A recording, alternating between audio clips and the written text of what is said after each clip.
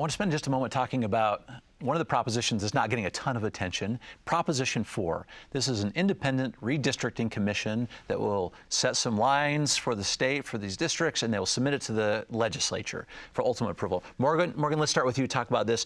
58% of Utahns said that they support, 22% oppose, and 20% don't know. All right, let's break this one out a little bit. Why is this running so well in the state, so high? I think there's so much opposition towards the other propositions that this one is sort of flying under people's radar. But also redistricting and gerrymandering is really coming to a reckoning nationwide. We're seeing other states deal with this. We're seeing federal court cases. And I think Utahns are looking around and saying, yeah, we really don't have very competitive districts. Maybe this is something we should look at. I also think that, you know, they have seen the rancor that comes every 10 years when the census comes out, and they don't like the legislative process the way that it's been going. And so they think that, you know, if you take one step back, allow politics to be over here and some independent voices to make these really hard choices, I think that resonates with the voters. What surprises me about those numbers, though, is the undecided vote.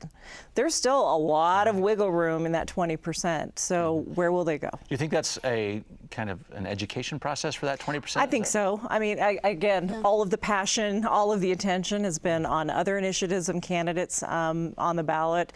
This one, maybe people have not studied it yet. But the risky thing is if you go into the ballot box and you don't understand it, you're just going to select no because you don't want to vote for something you don't get. Okay, Matt, before we leave this one, though, our legislature, at least a couple, not thrilled about this one.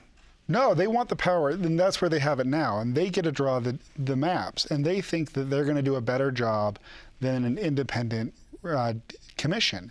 I think part of this comes down to how partisan are you? You know, the criticism of the legislature is they're drawing the districts that pick the voters who vote for them. So the interest is self-protection. There's a fairness aspect to it. So if you're not highly partisan, let's say you're a Republican and you know that Republicans control the majority of the state. If there's a little bit of the district's not as conservative, you're still going to get someone you generally agree with. So you're not worried about it. If you're a Democrat, you feel that the system's been stacked against you. You're more likely to support this because you think, well, at least this will have some moderating factor, or that's what the expectation is. Very good. Thank you for your insights on this particular proposition. I think we'll hear more about this one in the near future. Thank you.